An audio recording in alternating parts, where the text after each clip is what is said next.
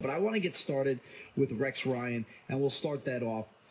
I think the Jets would really be making a huge mistake if they got rid of Rex Ryan. Here's why. You look at the Jets' coaching history. There's been 17 head coaches in the history of the New York Jets. Going back, Weeby Bank won and one Super Bowl. But Rex Ryan and Bill Parcells, and you could throw Al Groh in there, but I really discount him because he was there for 1 year. There's only 3 coaches in the history of the New York Jets that have a winning record in their tenures here. And Rex Ryan's one of them. Bill Parcells and Al Groh being the others. And Parcells, he was a Hall of Fame coach, but when he was the coach of the Jets, I didn't believe that he was fully invested. He was out after the 1999 season. He was there 3 years. Testaverde got hurt, and he never really stuck with this team. You have Rex Ryan right now with a regular season record at 41-38. Yes, I know it's not the best record, but what in a franchise that's been losing for 45 years, going, they haven't won a Super Bowl since 1969. I'm 24 years old. I haven't seen a championship yet. Generations before me have not seen a championship yet. You have to go 3 generations for people to remember a championship.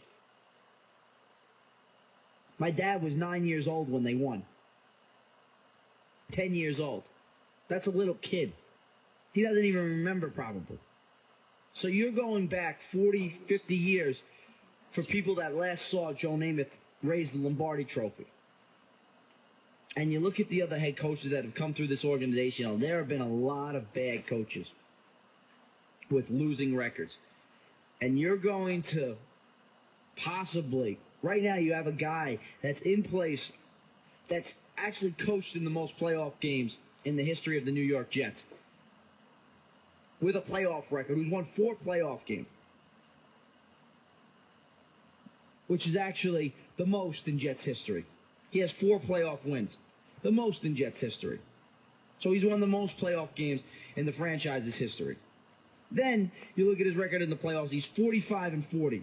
If he wins Sunday in the regular season, he'll be 42-38 and 46-40 overall. You really want to get rid of a guy that's won success, and I'll give you stats too for you, going back the last decade. The Jets, Rex, his arguments. His defense is always in the top 10. That's true. He doesn't have a clue on offense. And you know what? That's a big pet peeve to me because I thought it was true. But going back on it, you look at the Jets' offenses over the last 10 years. What has Rex Ryan really done differently than the other coaches? You go back to 2002, the division winner. The offense in total yards. How the NFL ranks their league offense. 22nd in offense. 24th in total defense. Then you go 2003. Offense was 19th. Pennington was hurt that year.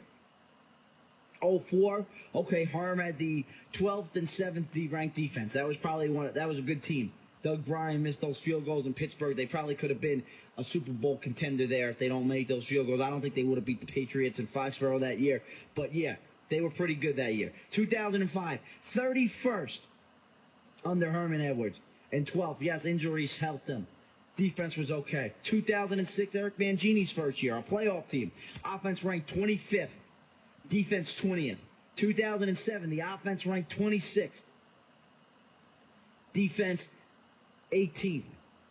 2008, when you had your only competent quarterback, probably, or only superstar quarterback the Jets have had with Brett Favre, the offense only came up to 16th. Defense 16th, middle of the pack. Now you go to Rex Ryan's first year, his tenure. Offense, 20th. They had the number 1 rushing attack in the league that year. What's so different from 22nd, 19, 31, 25, 26? 20, that's not awful. Defense, number 1. Get my point? Defense, number 1. 2011, 11th offense. That's the best statistical offense in the decade for the Jets, 11th. So that's all. They've never had a top 10 offense in the past 10 years. And Rex Ryan actually was the head coach when their team did actually have a pretty good offense. Defense was ranked 3rd. Okay, then they regressed in 2011, 25th and 5th. They were 25 back in 2006 and made the playoffs. They were 22nd in 2002. It's not much different. 2012, you have a gripe. 30th, but the defense was still 8th. And this year, they are ranked 25th, or 26th, excuse me, and defense is 11th, but they're probably going to get back into the top 10. So my point is, besides the 2012 season, what offense in the Jets' past 10 years has been much different than Rex Ryan's offenses? And the Jets have had worse weapons in 2012 than they did in the past. Lavernius Cole, Santana Moss, they were better receivers on the Jets back then than what they have right now. And then you give the fact that Rex actually had the best offense in the history over the past decade. So tell me again that he doesn't have a clue on offense, because you look at the other coaches, what have they done differently? Absolutely nothing. The Jets have been a putrid organization the past 40 years. And you guys want to, and the media and the organizations want to call for a guy that's actually won games and have given them a top 5 defense. Did you see the defensive numbers going back to 2002 when Ted Cottrell was the 24th, 21st? I mean, you're going to have, if you let Rex Ryan go, I can guarantee you your defense will not be a top 10 next year. It'll probably be in the 20s range with the talent they have. And you know what? That's what keeps you in games, is defenses. Look at the teams that are good in the NFL right now. Look at the top standings. You have the Seattle Seahawks. What do they have? A good dominating defense. You look at the Carolina Panthers that might get the bye in the NFC. What do they have? A defense. You look at San Francisco. They played last night. What's their calling card? Defense.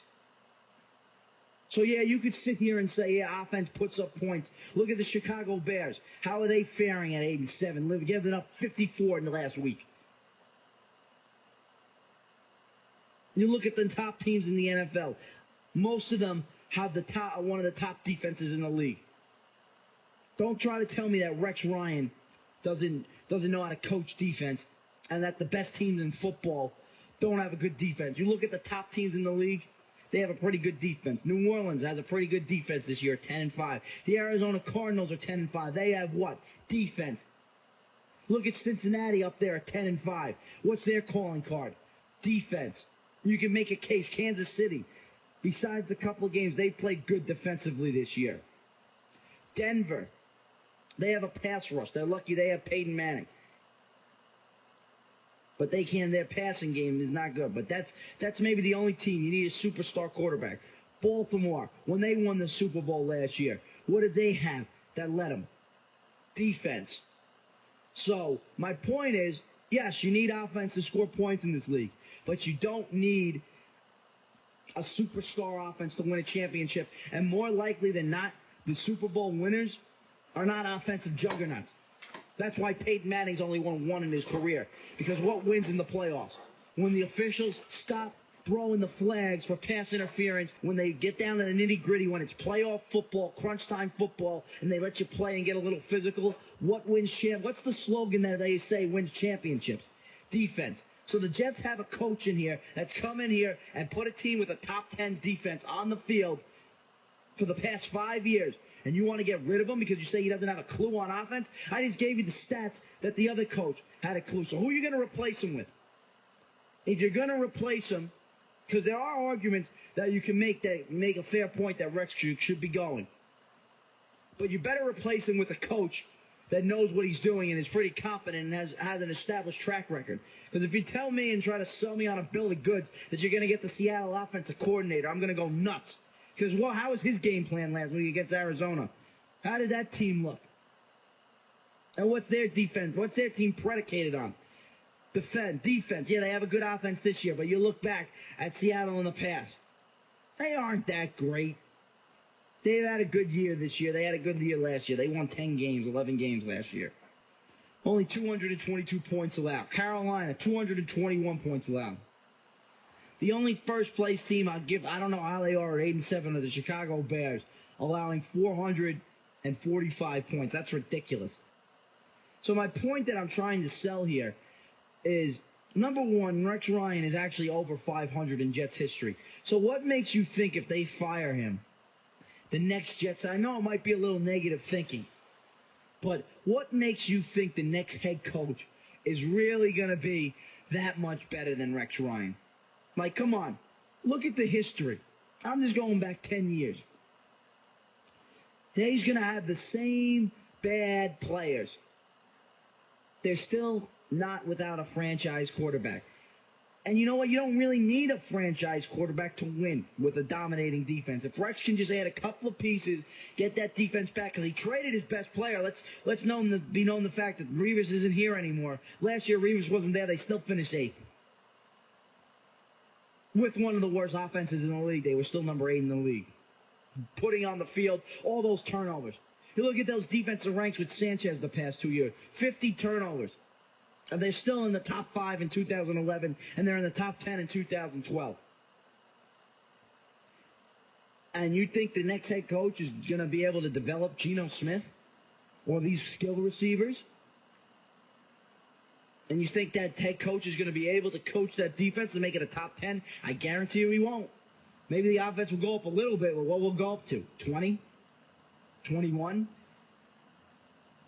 Something that Rex Ryan has done in his tenure?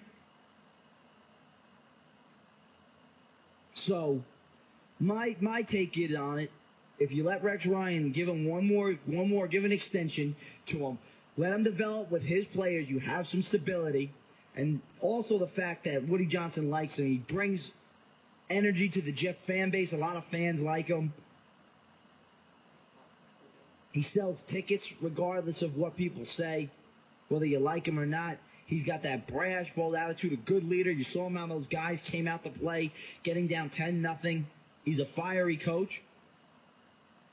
And I don't know, I just feel if you fire him, they're going to be making a big, big, big mistake. Joining us now on the Morning Rush with Bryan Foti, we bring in former athlete and former Detroit Tiger, came up with the Tigers and Texas Rangers, had a couple of stints with the Blue Jays, and finished out his career with the Mets. Frank Catalinato, a Long Island native from Smithtown. How you doing, Frank? Thanks for coming on. I'm doing great. Thanks for having me today. Okay, my first question that I wanted to get, the news just broke today. Roy Halladay retiring. He was a former teammate of yours. What was your thoughts just playing with a pitcher like that? I know his first year when you were with Toronto, he had that 22-win season. Well, I loved playing with him. You know, he made everyone better on the team because he had such a great work ethic. I've never seen someone work as hard as he did. You know, when you're in the clubhouse, there's a lot of downtime, and there's a lot of times you see guys playing cards, listening to music, watching TV, and he was a guy that could never sit down. I mean, he was always, whether he was in the training room or the weight room doing his exercises for his arm, his shoulder, or he was outside running sprints or checking the video and doing scouting work, stuff like that. He was a tireless worker, and you know, like I said, he made everyone around him better. And going out every fifth day and playing behind him, it was a pleasure because you knew that, you know, he was a horse and he was going to give you his best. And if you ever had a losing streak, you knew when he was on the mound, he was going to stop that losing streak. So I'm a little disappointed to see his career come to an end, but he had a great career and he was a great teammate, a great guy to play with.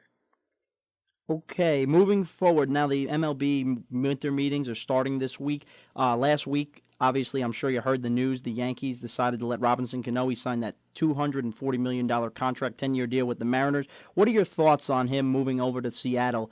And as far as the Yankees, what's your thoughts on that whole situation? Well, I think it's a good no sign by the Yankees if it was going to take that kind of a commitment. I'm never a proponent of a deal that long. 10 years, I think, is too long for anyone, for any team.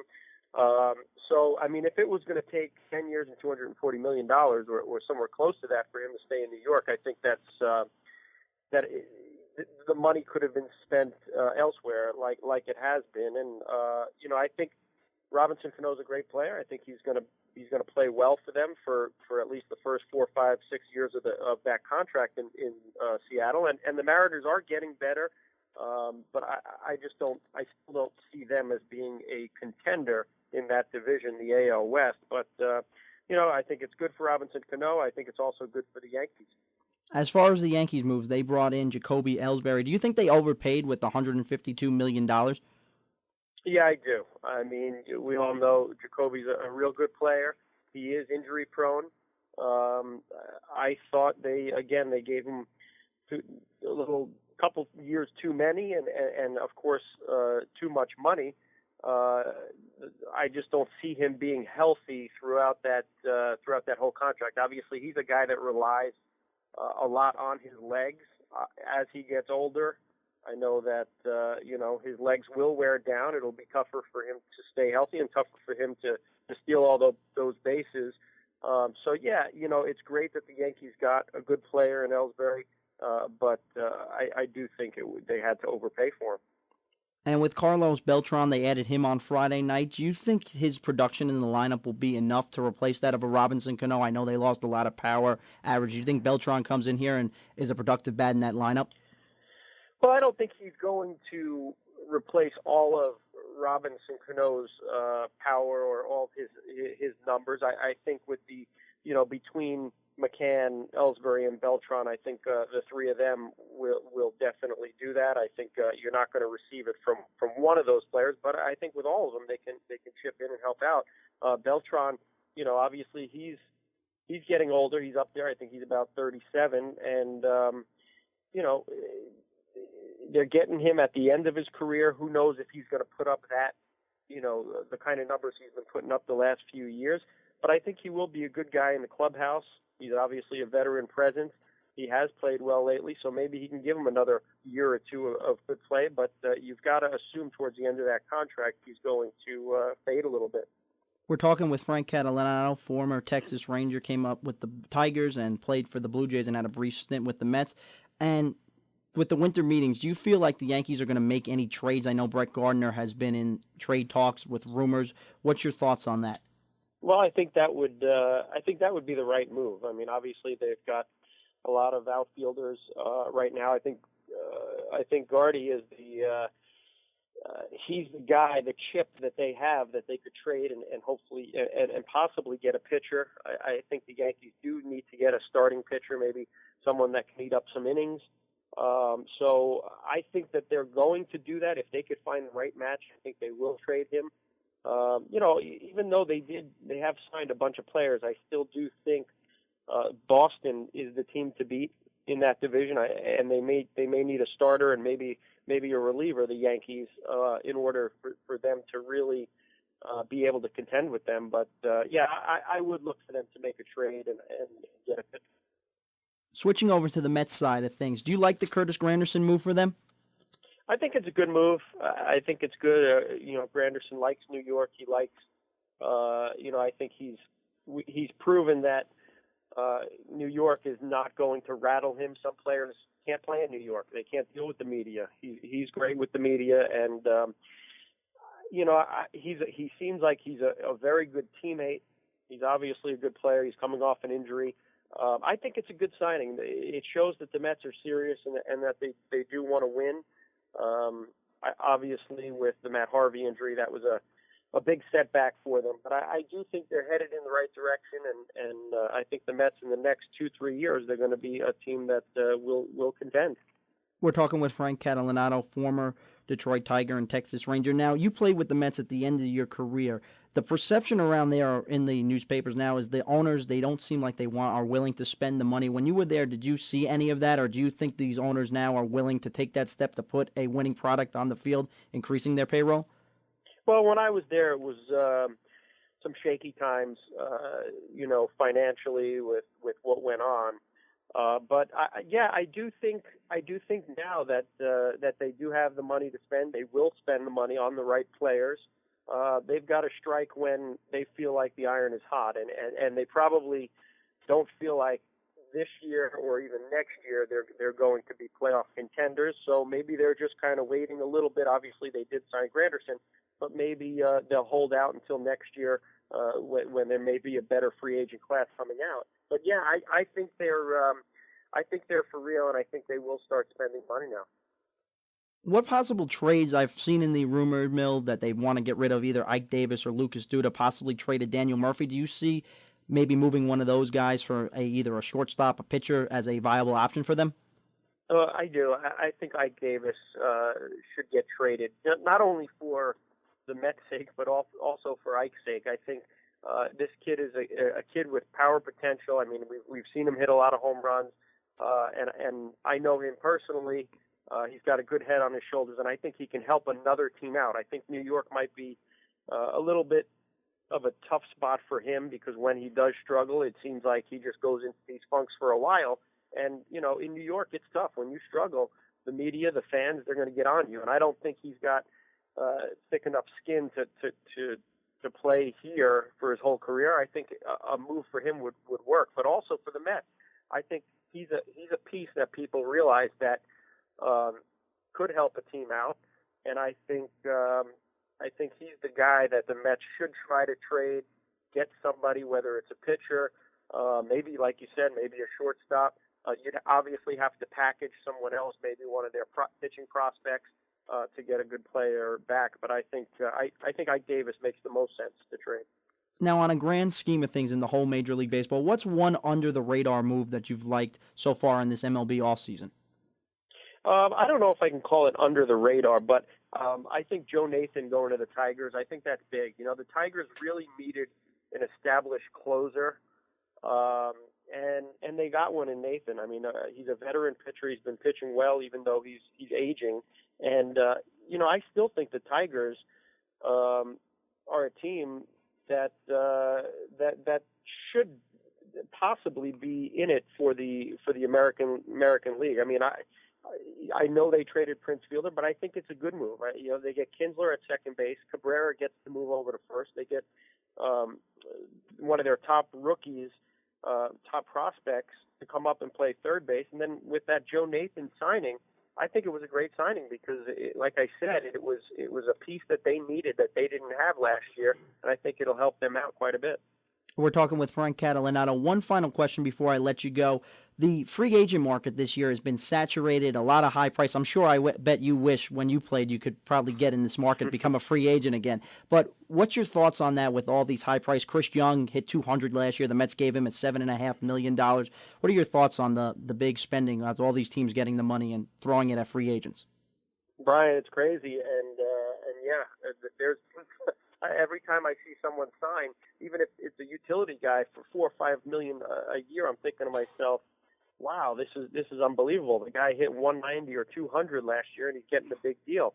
Well, it just shows that these owners have the money to spend, and you know, they're going to spend it. They're going to spend it wherever they want to. So it seems like every year it surprises me more and more, but it doesn't seem like they're going to stop that spending. And you know, it's great for these players and my former teammates and friends.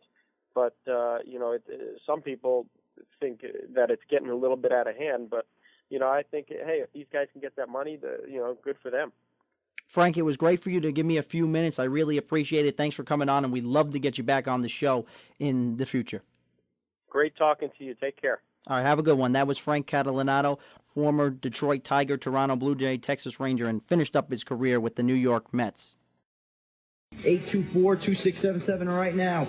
We have Adam on the line from Miami, Florida. Adam, what's up, man? Hey, how you doing? Just wanted to know if you thought LeGarrette Blount was going to have as big of an impact as he did this week against the Denver Broncos.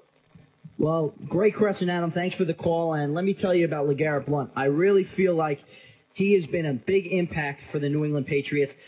4 touchdowns last week. That's a pretty tough act to follow up. But you know what? What he's been doing? He's been running the ball tough and hard. And when we did the football game, the preview a couple of minutes ago in the first segment at the top of the hour, I felt that the ground game for New England is going to play a big factor in this game because what Bill Belichick has done, he's come out and he's had a good team, and his offensive line is blocked really well for Tom Brady, and LeGarrette Blount has been a big factor for that. Last week he rushed for 166 yards, 4 touchdowns, and if the Denver defensive line, who's been the best unit, is able to stop them, he might not have as big of an impact as last week, but moving forward, yeah, I think he's going to be on the ground game, and I think they're going to rely heavily on him because what you have to do when you play Peyton Manning in a playoff game is you have to figure out ways to keep him off the field. Phil from Hop Hog, you're on the air, the midday hour with Bryan Foti. How you doing? I was watching the Sunday Night Football game last night, and it seems to me that every time I turn on a Saints game or last year the Cowboys game, they always show Rob Ryan on the sidelines more than the head coach. And I was wondering, what is his chance maybe of him becoming a head coach, judging that the success of his father and the rest is really, not getting booed out of New York right now. So I want to know his chances. Sure. My take on Rob Ryan, I think he's a good defensive coordinator for the New Orleans Saints. The thing with him getting a head coaching job, though, to me, I just feel like as an NFL organization, just the way he acts and he carries himself, he carries himself much like Rex Ryan does. But I just think his image is a little more, he comes off to me with the long hair. He seems unkept. He just doesn't seem like he fits the bill of an NFL franchise where Rex Ryan is much more clean cut. He obviously was big when he was here to start off, but he lost a little bit of weight. He kind of has more of that satisfaction for an image for an NFL head coach. Rob Ryan, to me, I don't think does it that well. But thanks for the call. We have Chris from Centerport on the line. Chris, he wants to talk a little Mets. What's on your mind, Chris? How you doing? How you doing, Foti? I'm doing well. All right, so in regards to Stephen Drew, you're willing to give him $12 million for per season?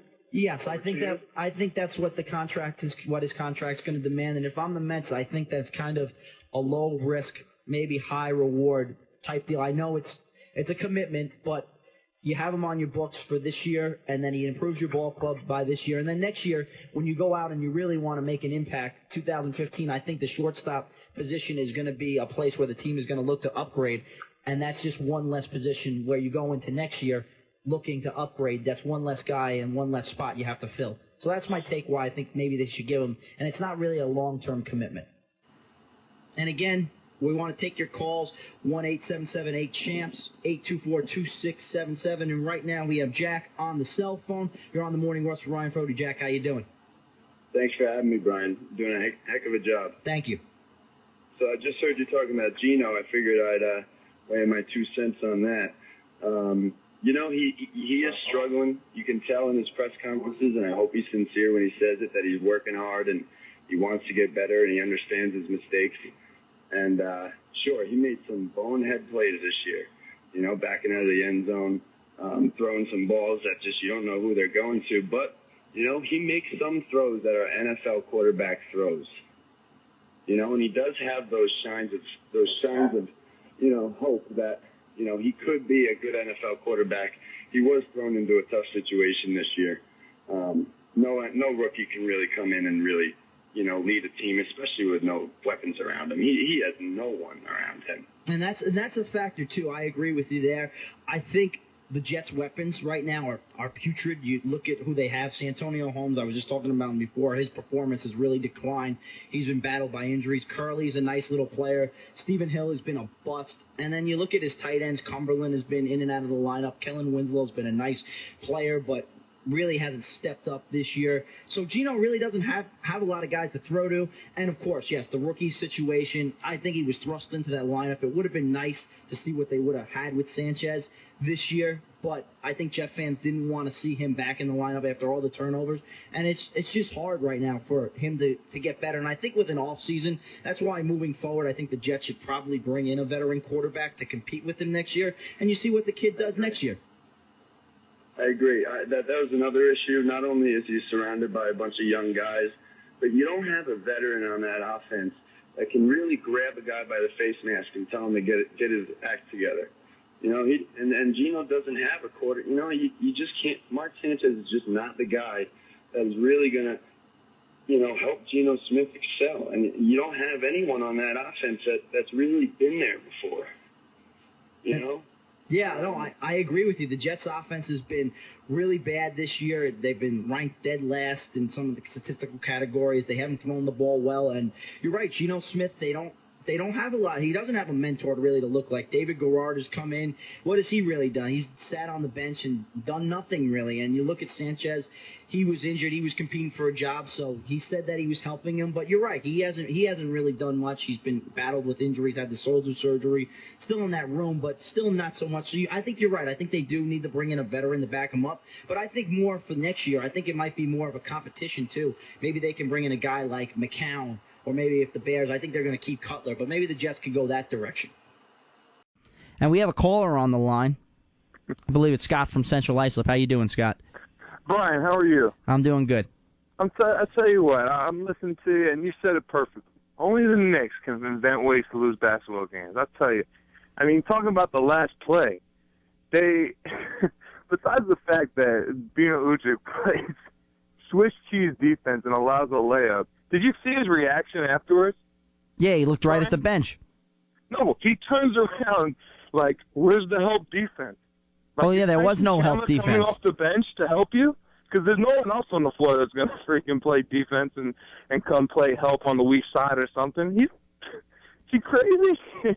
I know. I mean, Bargnani is not that's the problem with Andrea Bargnani. His perimeter, his help defense is atrocious. He plays good, but he wasn't even in the middle of the floor, and that's where you could have a guy like Tyson Chandler help them out when he comes back on Wednesday.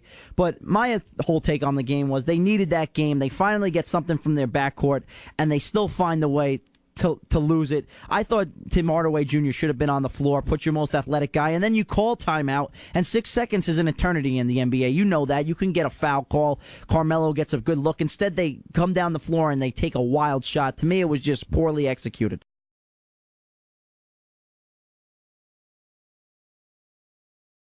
And you know what? You could break down the whole game, how the Knicks fought back, how J.R. Smith finally hit some big shots, how Iman Shumpert was monumental in that comeback. But you know what? You go right to the final possession, and it sums it up. Only the New York Knicks could invent a way to lose like that. I'm speechless still. I sat there, and I was saying the Knicks really need to get this game. I had my notes. They lost Prigioni. That's a tough loss. Beno Udrih comes in, does a good job, gives them a 1-point lead with 24 seconds left. J.R. Smith hits a couple of threes late in the game. The Knicks go up 4.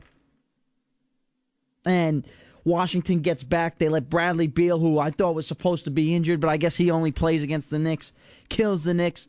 The Knicks let Martell Webster go off. But put all that aside.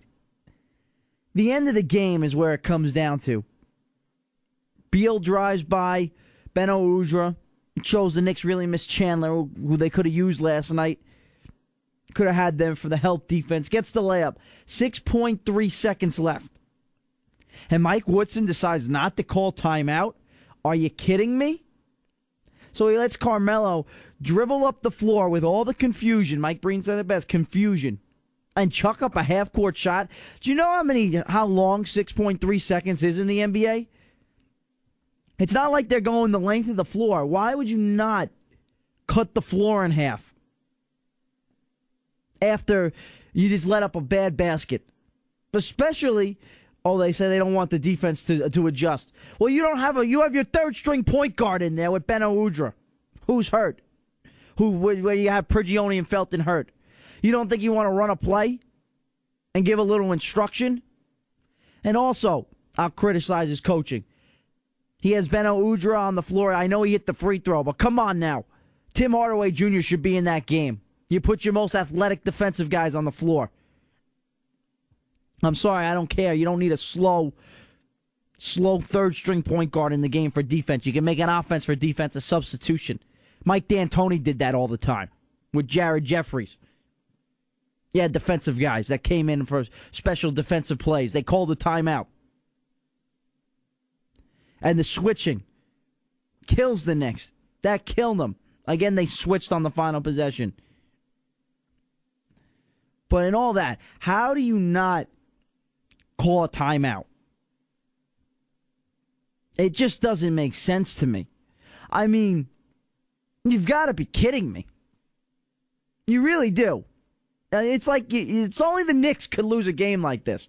They now drop to 4-9 at home, and the worst part about it is they fight back They get back, they claw back into the game. They're down 15 in the third quarter because they come out lifeless to start the second half. Carmelo gets him back in the game. J.R. Smith finally wakes up, hits a couple of shots. They finally get something out of their backcourt. And then the coach has to go and blow it at the end? You've got to be kidding me. If Mike Woodson doesn't get fired now, I don't know when he's going to go. Because you got a good game out of J.R. Smith last night. 18 points, 5 of 11 from 3. Amon Shumpert hit a 3 in the corner. He was only 2 of 8. Sotomayor wasn't his best. Tim Hardaway Jr. was 5 of 6.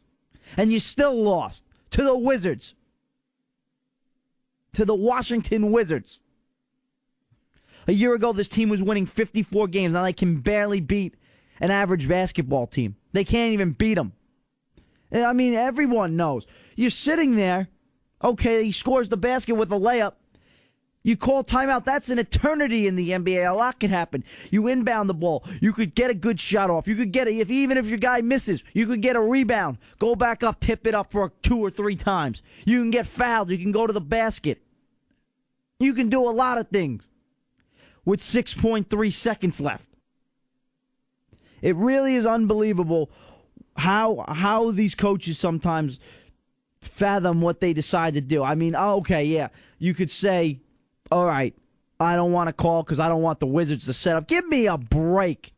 That's going to be your excuse? You have your third string. You're decimated with injury in your backcourt. You've lost your 2 top point guards. And you're going to say, oh, he made a layup, let's just inbound it, where everyone is in shock that he just made the basket. I'm sure he didn't draw up a play because Carmelo certainly didn't look like he knew what to do with the ball. He was taking his sweet time up the court. Wouldn't you think when he's starting to jog, you would get in the official's face and call timeout? And at least stop the clock?